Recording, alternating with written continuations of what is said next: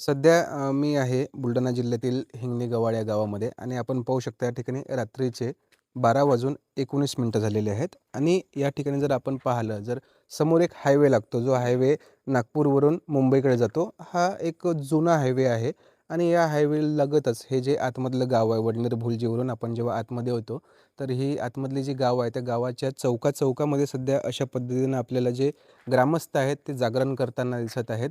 आपण नेमकं काय प्रकरण आहे? या गावांमध्ये सध्या चोरांची चर्चा आहे आणि नेमकं काय प्रकरण आहे? आपण त्यांच्याकडनंच हे पूर्ण जे आहे जाणून घेऊयात. हातात त्यांच्या लाठ्या-काठ्या आहेत. त्यानंतर हातात त्यांच्या टॉर्चसुद्धा आहेत. प्रत्येक ठिकाणी शेतामध्ये सुद्धा त्यांच्या हातात टॉर्च आहेत, काठ्या आहेत. नेमकं काय प्रकरण आहे यांच्याकडनंच आपण जाणून घेऊया. दादा तुमचं नाव काय आहे? गाव काय? विनोद गवाळ माझं गाव आहे हिंगणे गवाळ. मी या गावातील ग्रामपंचायत सदस्य आहे. बरं आता नेमकं गावात काय प्रकरण आहे? रात्रीचे जवळपास 12:30 वाजलेले आहेत. तुम्ही जागरण करत आहात. हातात लाठ्या-काठ्या आहेत, टॉर्च आहेत. काय प्रकरण आहे नेमकं? आता या गावामध्ये जागरण करायचा एकच उद्देश आहे की चोरांच्या भीतीमुळे आजूबाजूच्या आमच्या गावखेड्यामध्ये बहुतेक घरांचे घरं फोडलेले आहेत, काहींना वार केलेले आहेत. अशा घटना घडून राहिल्या. त्यासाठी गावागावामध्ये आम्ही संदेश देऊन गावातील लोकांना जागृत करून किंवा जेणेकरून काही विपरीत घटना घडली नाही पाहिजे किंवा चोऱ्या चपाट्या झाल्या नाही पाहिजे म्हणून आज आम्ही इथं सर्व गावकरी लाठ्या व 4 टॉर्च घेऊन जागरण करत आहे. या ठिकाणी आणखीसुद्धा काही नागरिक आहेत त्यांच्याशी आपण संवाद साधूयात. तुमच्या हातात टॉर्च आहे, काड्या आहे. नेमकं काय प्रकरण आहे? कशा प्रकारची भीती सध्या गावकऱ्यांमध्ये आहे? गावकऱ्यांची भीती अशी आहे की बुवा रात्रीच्या वेळी आपले घरं फोडणे किंवा गुराढोरांची चोरी करणं, लाईटचे तार चोरी जाणं हे प्रकरण होऊन राहिले. शेतीचे अवजारे जे आहेत, शेतीमध्ये जे सामान पडलेलं आपलं त्याची चोरी. आणि राहिलं ते गावामध्ये जे आहे आपले हे घरांचे म्हणजे बाहेरून कुलपं लावून घर टोकणं किंवा घरावर दगडं फेकणे हे प्रकरणं चालू आहेत.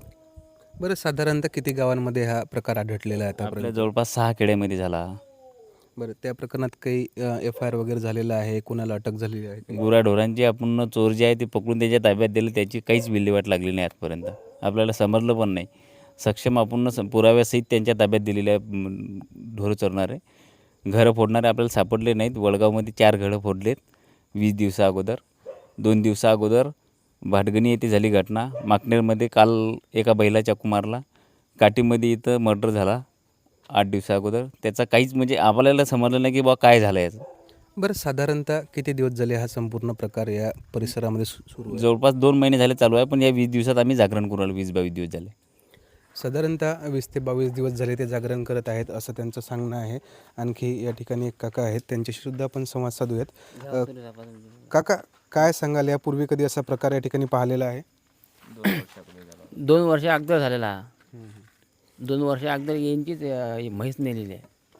बरं आता सध्या काय परिस्थिती आहे गावामध्ये? गावातील महिला असतील, छोटे बाळं असतील, त्यांच्या मनामध्ये काय वातावरण आहे सध्या? त्याच्या मनामध्ये भीतीच आहे ना हे चोरायची. म्हणजे आता आपले हे आहे की नाही आपलं माकनेर तिथं चोरी झाली म्हणजे त्या बाई उठली एक त्या गोडाऊनवर तर तिच्या हाताला चाकू मारला. याच्यापासून म्हणजे मुलं बाळायला खूप भीती आहे ना हे. बरं याचा नेमका आता आपल्या गावावर आसपासच्या परिसरावर काय परिणाम पडलेला आहे? परिणाम आता हाच म्हणजे लोक पुरे हे धाके पडल्याने याच्यापासून. एकूणच आपण जर पाहायला गेलं तर या ठिकाणी जे नागरिक आहेत त्यांच्यामध्ये भीतीचं वातावरण तयार झालेलं असं त्यांचं सांगणं आहे. आणखी एक या ठिकाणी गावातील नागरिक आहेत. काय सांगाल नेमकं काय हे संपूर्ण प्रकरण आहे?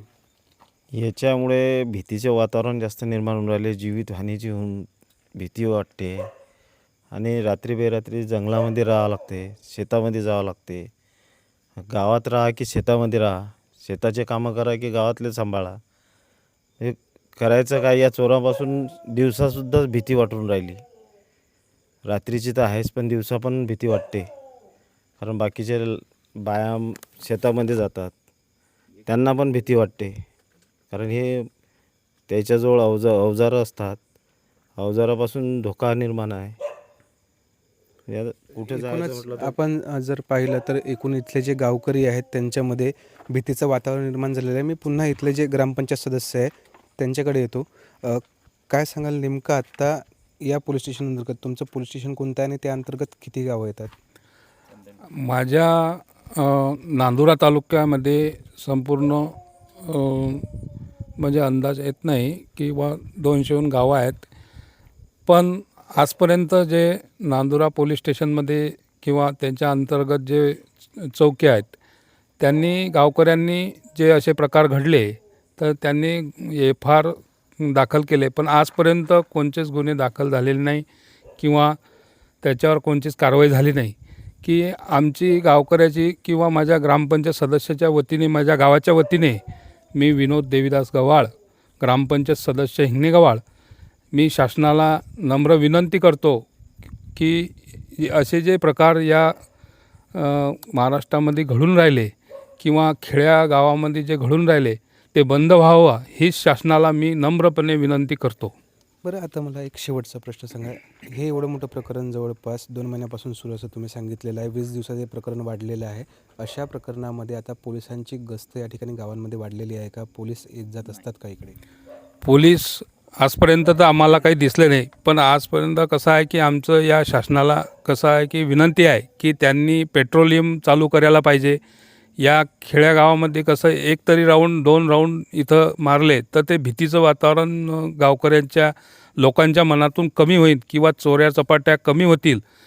तर पोलीस डिपार्टमेंटने राऊंड या गावखेड्यामध्ये मारले पाहिजे, अशी पोलीस डिपार्टमेंटलासुद्धा आमची विनंती आहे.